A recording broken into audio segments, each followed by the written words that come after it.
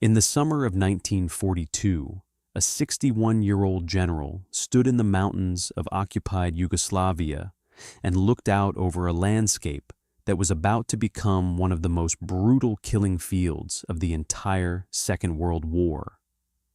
And this man was not young, and he was not inexperienced, and he was not acting under duress. He had spent 40 years building a military career across 2 empires and 2 world wars. He had commanded troops in combat on multiple fronts. He had risen to the rank of general in not 1, but 2 different national armies.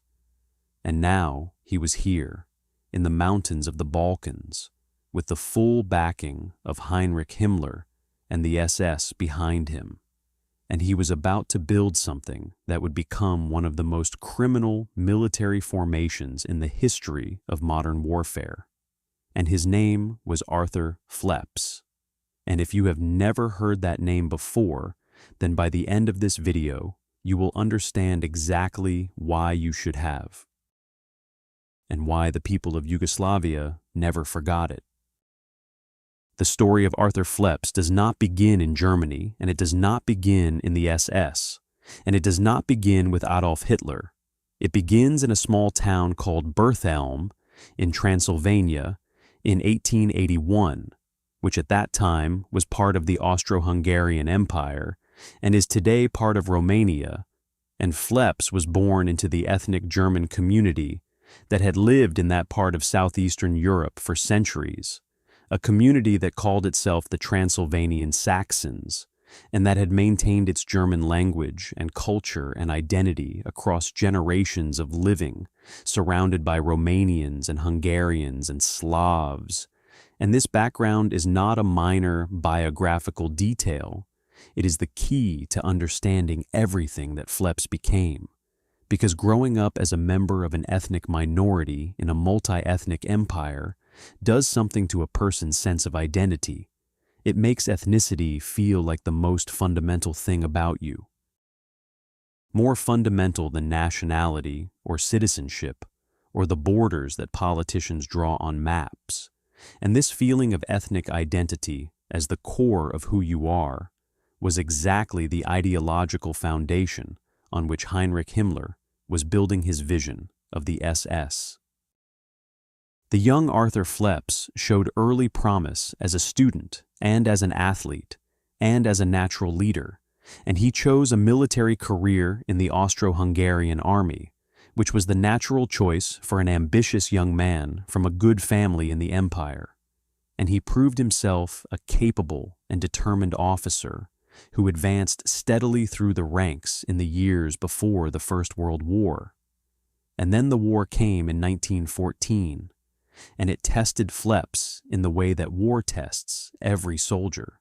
and he came through it with distinction, serving in various command and staff positions, accumulating combat experience across multiple fronts, and earning the kind of reputation for toughness and competence that stays with a military officer for the rest of his career. And by the time the war ended in 1918, Phleps was a proven combat commander with real experience and real ability, and the fact that his side had lost the war did nothing to diminish the professional skills he had developed during it. What happened next in Phleps's life was one of the more revealing choices of his entire career. Because when the Austro-Hungarian Empire collapsed and the map of Europe was redrawn, and ethnic Germans like Phleps suddenly found themselves citizens of new states rather than subjects of an empire, Phleps had to decide what to do, and he decided to join the Romanian Army, not to return to a defeated and humiliated Germany,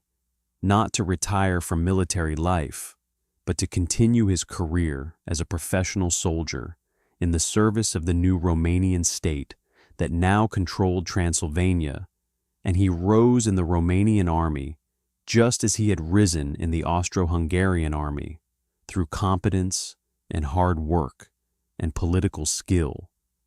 eventually reaching the rank of general and becoming one of the more senior figures in the Romanian military establishment of the interwar period. and he spent 2 decades in this role. Learning the geography and the politics and the ethnic dynamics of southeastern Europe in a depth that very few German officers could match, and all of that knowledge would later be put to terrible use.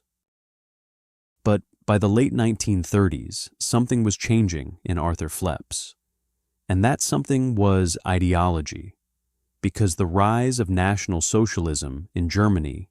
and the increasingly aggressive pan-German nationalism that accompanied it was speaking directly to the identity that Phleps had built his entire sense of self around. The identity of the ethnic German living in a non-German world, fighting to maintain his culture and his community against the pressure of surrounding peoples.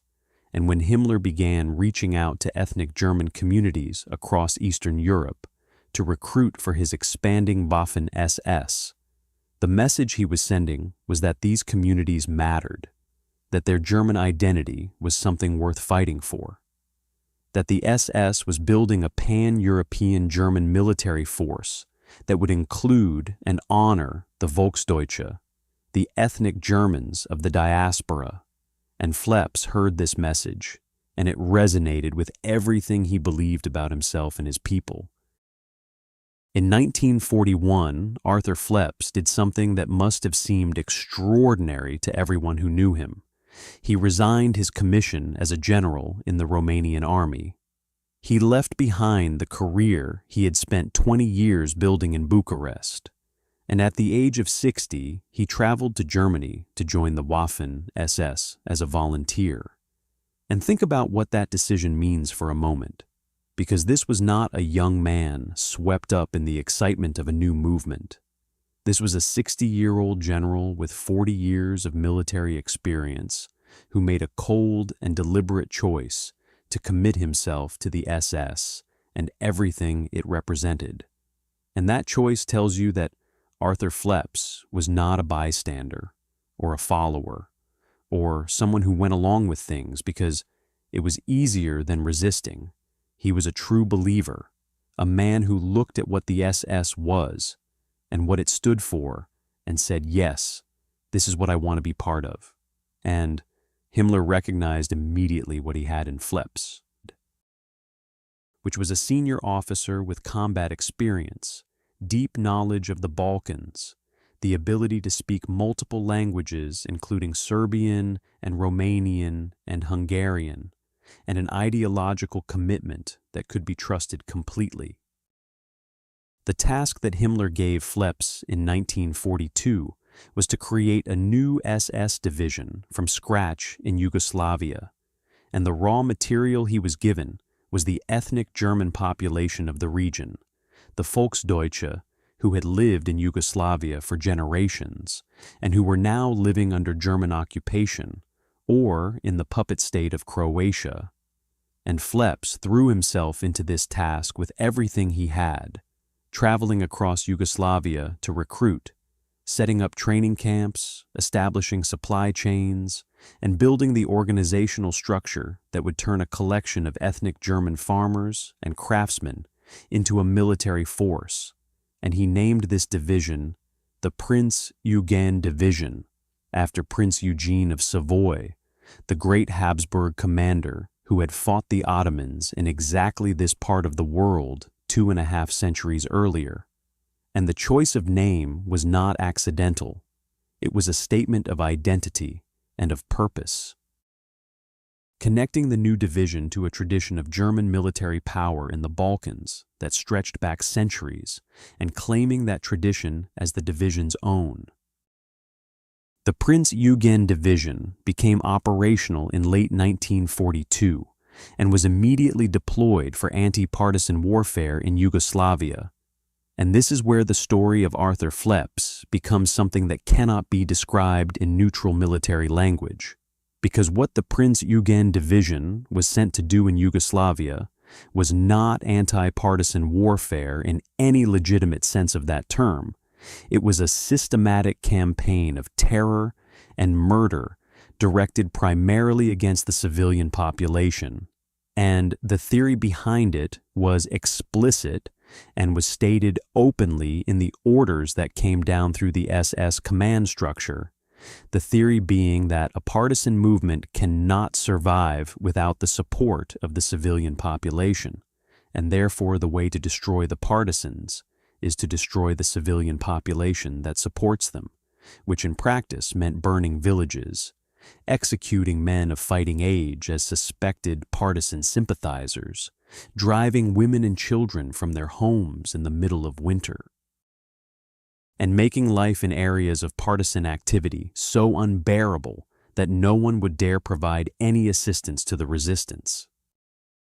And Phleps implemented this theory with the professional efficiency of a man who had spent 40 years learning his trade,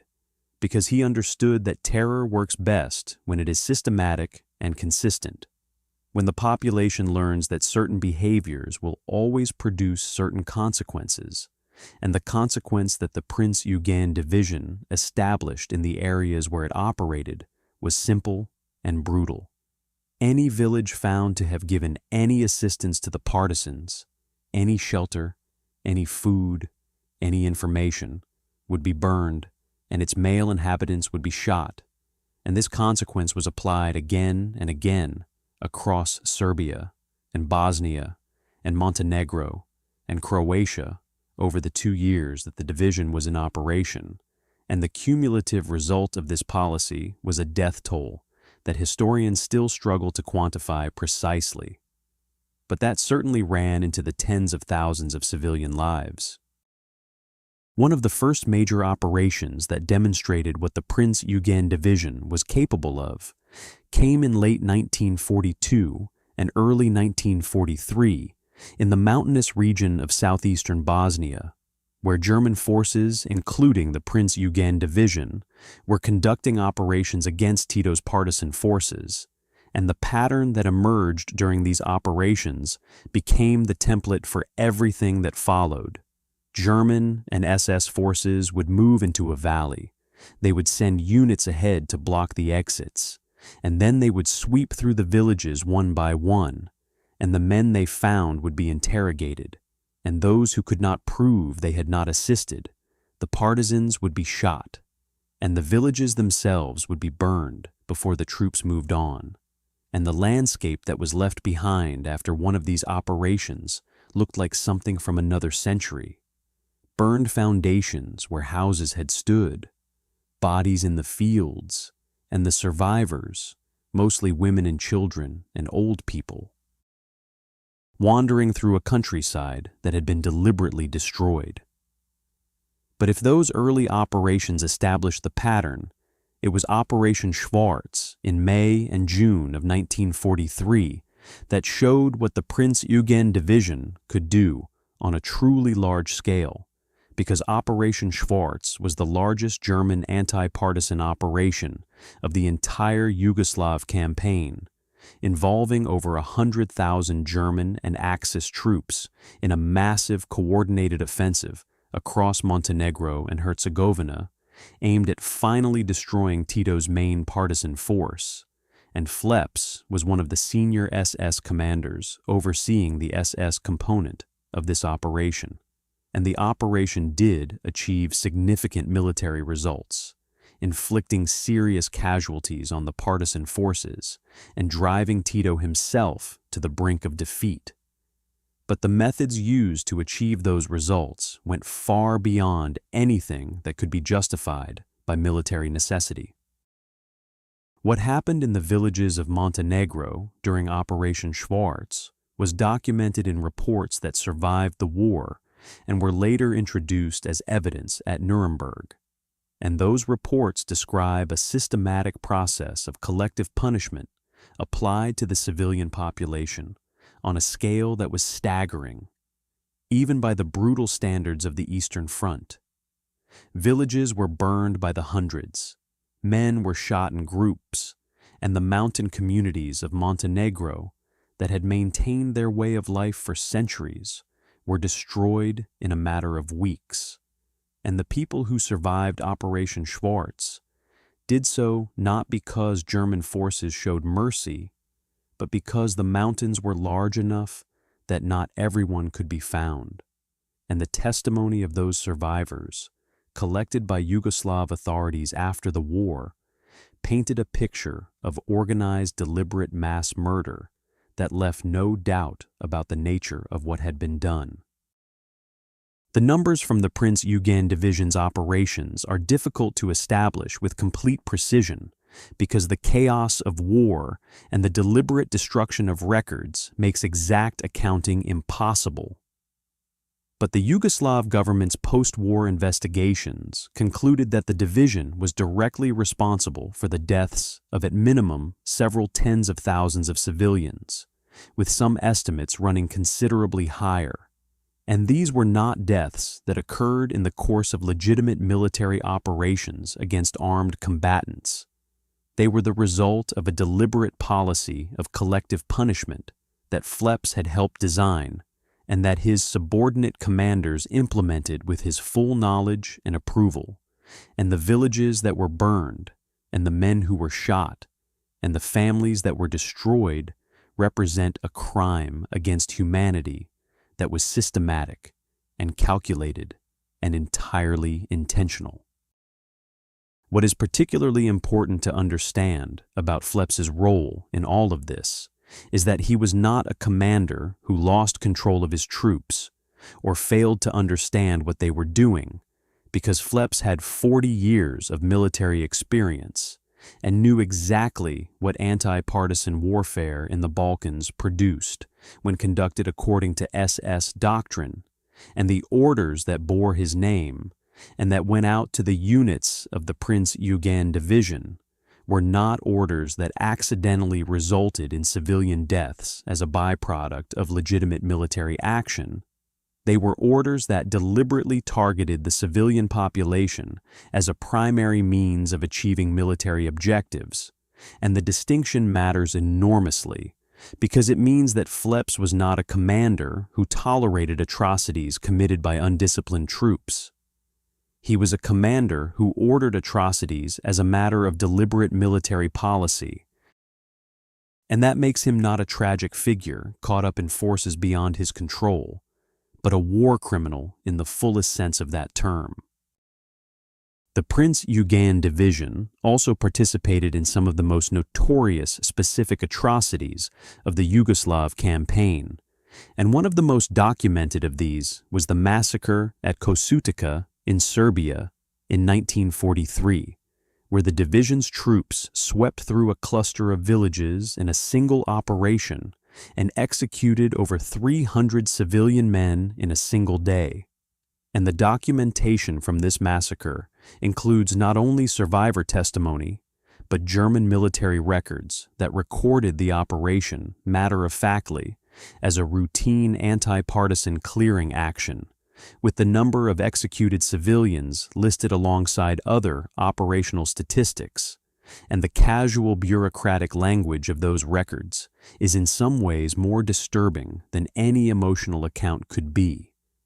because it shows how completely the murder of civilians had been normalized within the operational culture of the Prinz Eugen Division. And then there were the reprisal killings, which were carried out according to a ratio that the SS command had established and that Phleps's division implemented consistently, the ratio being that for every German soldier killed by partisans, 100 Yugoslav civilians would be executed in reprisal, and for every German soldier wounded, 50 civilians would be executed. And these ratios were not informal guidelines that individual commanders applied at their discretion. They were official policy backed by orders that went all the way up to the Wehrmacht High Command. And the Prinz Eugen Division applied them with mechanical regularity across the territories where it operated. And the result was that every partisan attack on German forces triggered an immediate massacre of whatever civilians happened to be available, regardless of whether those civilians had any connection to the attack. And in this way, the German occupation of Yugoslavia created a cycle of violence in which the civilian population paid in blood for every act of resistance, regardless of whether they had played any part in it. By 1944, The military situation in Yugoslavia and across the Balkans was changing dramatically as the tide of the war turned against Germany, and the Prinz Eugen Division found itself fighting not just against Tito's partisans, but against a general collapse of the German position in southeastern Europe. And as Romania switched sides in August 1944 and Soviet forces pushed westward through the Balkans, the strategic situation that Phleps had been operating in for 2 years disintegrated around him. And it was in this context of collapse and chaos that Arthur Phleps met his end. And the manner of his death is one of the more dramatic conclusions to any senior SS commander's story. In September 1944, Phleps was traveling near Arad in Romania, the same part of the world where his story had begun 63 years earlier, and he was captured. And here the historical record becomes somewhat murky because the exact circumstances of what happened next are disputed, with different sources giving different accounts of whether Phleps was shot while trying to escape or was simply executed after capture.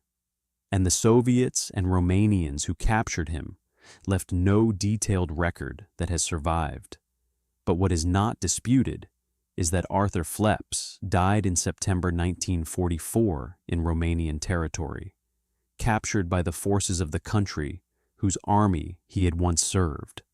killed in the same borderlands of southeastern Europe where he had spent his career. And there is a historical justice in that ending, even if it was not the formal judicial reckoning that his victims deserved. Because the victims of Arthur Phleps never got the formal justice they deserved, and this is one of the most troubling aspects of his legacy, because while Yugoslav authorities did prosecute some members of the Prinz Eugen Division after the war and executed a number of them, the full accounting for what the division had done was never completed. And the reasons for this incomplete justice are complicated, involving the politics of the Cold War and the difficulty of prosecuting crimes committed by a formation whose membership was scattered across multiple countries after the war. And the result is that the Prinz Eugen Division remains one of the least prosecuted major war crimes formations of the entire Second World War, despite the overwhelming and well-documented evidence of what it did across Yugoslavia between 1942 and 1944. And there is one more dimension to the story of Arthur Phleps that cannot be left out, and that is the question of his legacy among the ethnic German communities he came from, because in some parts of Romania and among certain circles that celebrate the history of the Transylvanian Saxons and the Volksdeutsche of Yugoslavia, Arthur Phleps has occasionally been presented as a hero, a man who fought for his people and his culture, a military commander of skill and dedication who deserves to be honored by the communities whose sons he led. And this attempt at rehabilitation is not just historically wrong, it is a moral obscenity, because the tens of thousands of Yugoslav civilians who died in the operations of the Prinz Eugen Division did not die in a war between armed combatants. They died because Arthur Phleps and the commanders who served under him decided that the most efficient way to fight a partisan movement was to murder the civilian population that the partisans lived among. And no amount of ethnic pride or military tradition can make that anything other than what it was, which was mass murder carried out as a matter of deliberate policy. The story of Arthur Phleps is ultimately the story of what happens when military competence and professional ambition are placed entirely at the service of a criminal ideology, because Phleps was genuinely capable. He was a real soldier with real skills and real experience, and those skills and that experience made him more dangerous and more deadly than he would have been if he had been incompetent, because an incompetent man given the Prinz Eugen Division would have produced chaos, But Phleps produced systematic organized mass murder, efficiently planned and efficiently executed. And that efficiency is his true military legacy. Not the battles he won or the divisions he built, but the villages he burned, and the men he had shot, and the families he destroyed across the mountains and valleys of a country that had the misfortune to find itself in the path of everything he had spent his life learning to do. The burned villages of Montenegro and Serbia and Bosnia have been rebuilt in the decades since the war, and the families that survived have had children and grandchildren who have grown up in a Yugoslavia and then in the countries that replaced it. And the names of the specific villages that the Prinz Eugen Division burned are not famous names. They are not names that appear in the history books that most people read. But the people who live in those places have not forgotten. And the mass graves that were found after the war and the memorial stones that were placed at the sites of the massacres are the real monument to the career of Arthur Phleps, more honest and more permanent than any military decoration. And they say more about who he really was than anything else in the historical record.